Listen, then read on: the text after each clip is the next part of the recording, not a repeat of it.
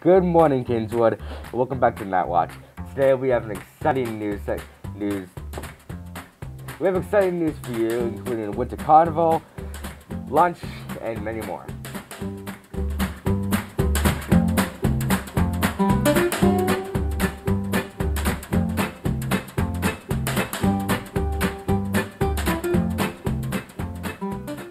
I'm Brody Fosco. And I'm Rod Elberry. And without further ado, let's get into the announcements. Next week is Winter Carnival, and we have the schedule for you. On Monday, February 21st, it's Graffit Day, where you wear an all-gray outfit.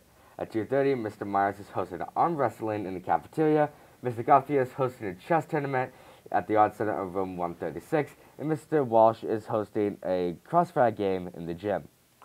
On Tuesday the 22nd, it's Throwback Day, where you dress as you did in the past, may it be middle school or even elementary school. At 2:30, Mr. Burns will be hosting a Name That Tune competition at the Art Center in the chorus room. Mr. Myers will be hosting a 2-person sled pull race as well as a 4-person relay at 2:40, meeting at room 205 in the high school. On Wednesday the 23rd, it's Anything But a Backpack Day, where you carry your belongings in, anything but a backpack. Make sure to bring a wheelbarrow. Miss Freeman will be hosting a pickleball game in the game at 2:40. On Thursday the 24th, it's Jersey Day, where you wear a sports jersey. Mr. Myers will be hosting a trivia in room 205 at 2:45. Lip sync practices will also take place in the auditorium on this day. The sophomores are at 2:45, the freshmen are at 3:45, the juniors are at 4:45, and the seniors are at 5:45. And on Friday the 25th, it's Class Color Day. The freshmen are purple, the sophomores are yellow, the juniors are red, and the seniors are blue. Finally, I get to wear my favorite color. Lip syncs will be watched on this day. The freshmen and the sophomores will watch the lip syncs at B block, and the juniors and seniors will watch them at D block. Now on to sports for next week.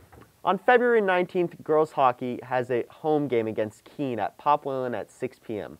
On February 23rd, girls hockey has an away game against Concord at 7:30 p.m. And boys hockey has an away game against Kennett at Ham Arena at 6:30 p.m.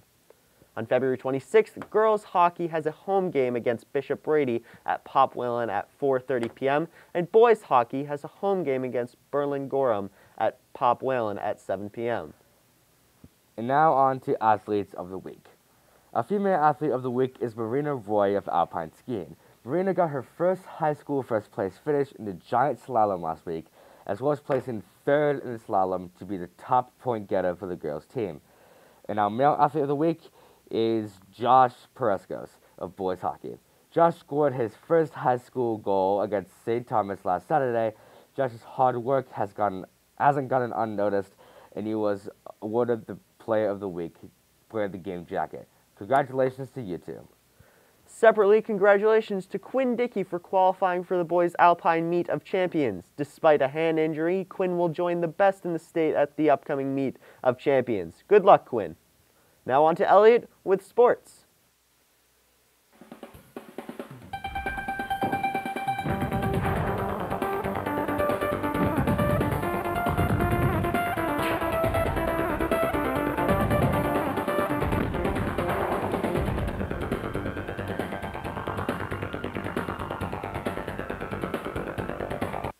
Good morning, everyone. I think we all know what I'm here to talk about, so let's just get started.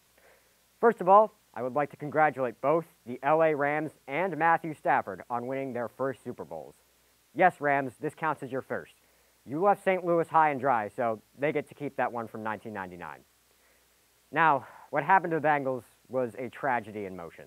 They managed to hold on until the end, but at a certain point, if you're only going to win 14% of your pass blocking snaps, Joe Burrow isn't going to be able to hold up.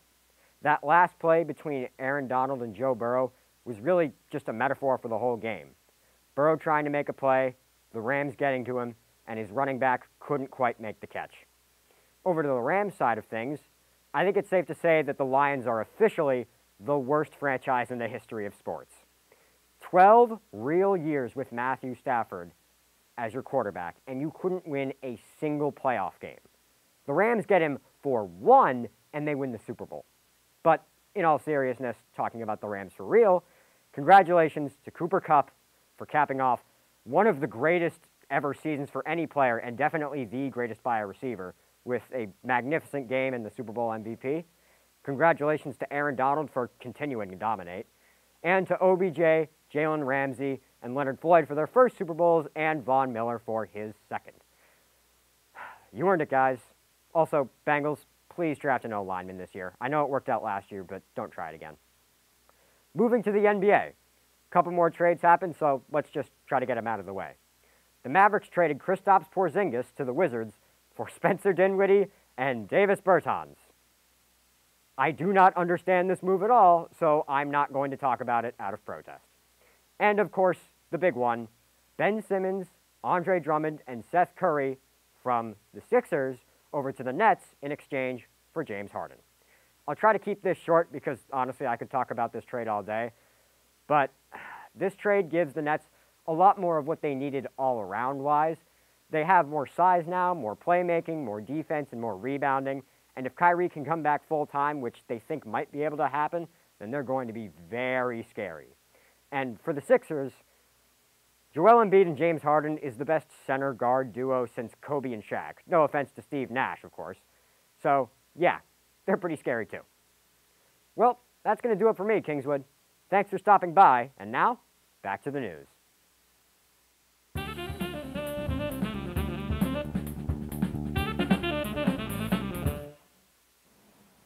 Hello, Kingswood. Welcome back to Entertainment News with your host, Lauren Gilbert, and here's what I have in store for you today. And as you can see, we have a little bit of a different setup, but that's all right. The halftime show that took place on Sunday could be anything less but a success. If you were wondering, no, that wasn't an earthquake during then. That was probably every 90s kid, middle-aged adult, or just anybody with excellent music taste absolutely busting a move. Oscar nominations for 2022 are in. And thank you, Ty, for reviewing Dune, because you must have known that Dune has been nominated for 10 Oscars. Absolutely insane.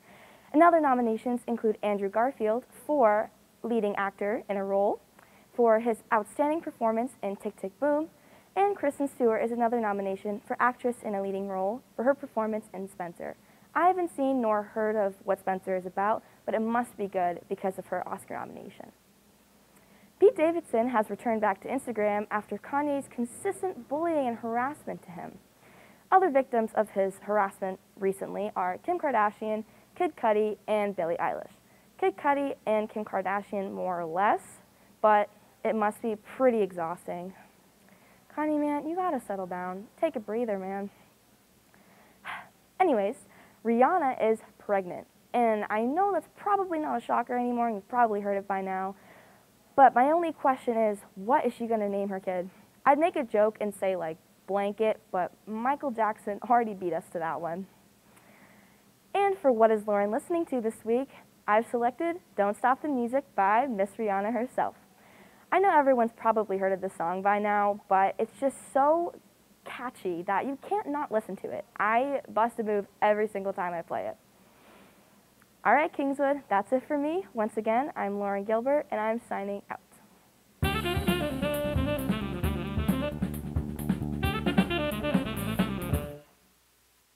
Okay, real quick. So recently, the latest installment of the Star Wars franchise finished airing, that being the Book of Boba Fett. And frankly, I felt incredibly underwhelmed by it. I think the concept of the show was pretty good. You know, a mob show set in the Star Wars universe, starring the newly reintroduced Boba Fett? That's really fun. First trailer came out, and I, along with many other Star Wars fans, thought that the show had a lot of promise. And all this time later, I look back and think to myself, man, I had my hopes way too high for this. And don't worry, I won't be spoiling certain plot points. The ones that I do spoil will be relatively unimportant to the story as a whole. My main problem with the show is the way that the story is told and formatted. First 4 episodes or so sort of ping-pong between time periods. It starts with modern-day Boba Fett being the new crime boss on Tatooine, making his rounds through his new territory, where there's an assassination attempt, leaving you on the edge of your seat, and then Boba is brought to his little healing tank, which is just a story device to lead us into flashback. You know, showing how he survived the Sarlacc pit from Return of the Jedi, getting accepted into a Tusken Raider tribe, how he met Fennec Shand, how he got a ship back, etc., etc. and so on. Whenever they aren't doing flashbacks, we are getting our time absolutely wasted with non-consequential plot points that absolutely destroy the pacing of the show. And only at the tail end of the 4th episode is when the actual conflict of the show is introduced. And in a 7-episode series, that is a big problem. After this is when the show, takes the turn for the better, but not in the way that you would think. In the 5th episode, the focus is taken completely off of Boba and shifts nearly 100% to another character who I'm not going to say the name of for spoiler reasons. The show does a full 180 for the next couple of episodes, which really feel like they should be in a different show altogether. All of this culminates into a finale that's all very lackluster. It felt like the finales for Falcon and the Winter Soldier and WandaVision, having to wrap up so much in so little time, leaving me as an audience member feeling very dissatisfied with the end result. The finale had its moments, of course, but even the worst episodes did. But it's not all doom and gloom, however, no. The performance that Tamir Morrison gave as Boba himself throughout the show was very good, in my opinion. The fact he was able to jump into such an iconic role so easily is very impressive. And Ming-Na Wen's performance as Fennec Shand was great as always. And certain production elements were executed very well, specifically the costume work and the CGI creature work. Overall, I would say the show really isn't anything to write home about, and I would give it a 5 out of 10. Middle of the road. Alright, back to whatever shenanigans we have going on in the studio. And now on to the lunch menu for this coming week. On Monday, the 21st, it's chicken nuggets. On Tuesday, the 22nd, it's Italian dunkers. On Wednesday, the 23rd, it's soft shell tacos. On Thursday, the 24th, it's pastrami and Swiss on rye.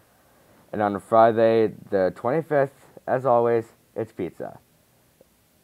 And on to Josh for another episode of Culinary Connections.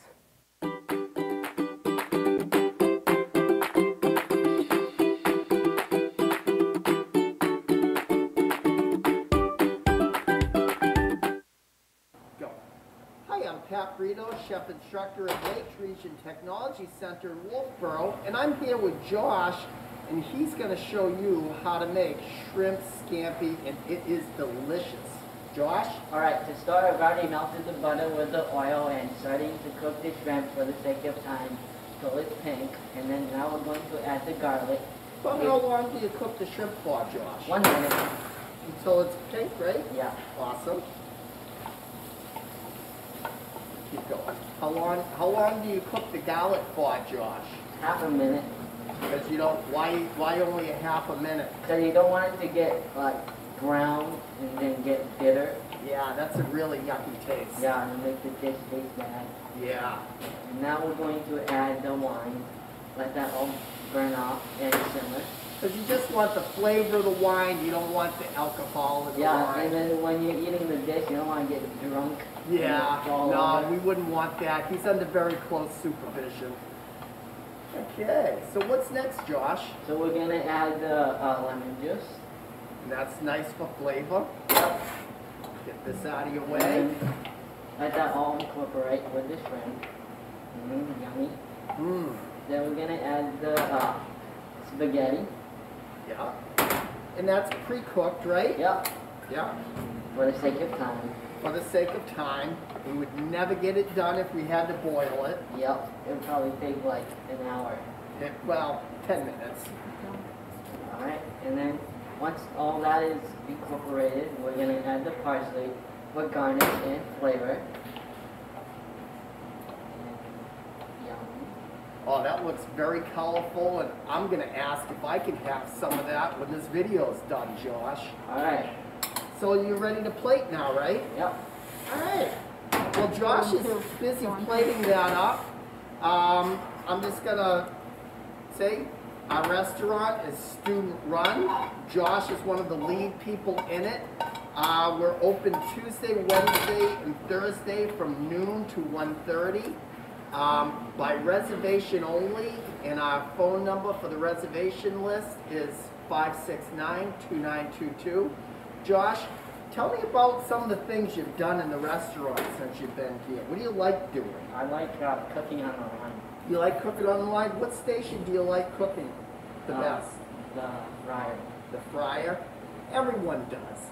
In this program, it gives students real-life, hands-on experience, so that they can go out and get a job and get paid a lot of money. Come down to the restaurant and let kids serve you. They're very anxious to do it. Come on down. Thank you. And now on to dad jokes. Alright, this is Dad Jokes with Connor Hurlbert, right? Yeah, you got it right. Swag. Okay. Well, what do you call a man in debt? What? Owen. Alright, let me tell you another. I accidentally swallowed a bunch of Scrabble tiles. The next trip to the bathroom could spell disaster. I have the attention of a goldfish. Seriously, it's been watching me for hours. That's not that good. Alright, how do you make the number 1 disappear? How? You add the letter G and it's gone. Alright. What happens when you hit Dwayne Johnson's butt? What? You hit rock bottom. My friend lost his car. I call him Carlos. Carlos? I get it. Alright.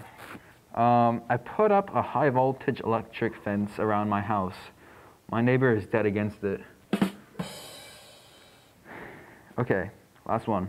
I had a date last night. It was perfect. Tomorrow, I'll try a grape.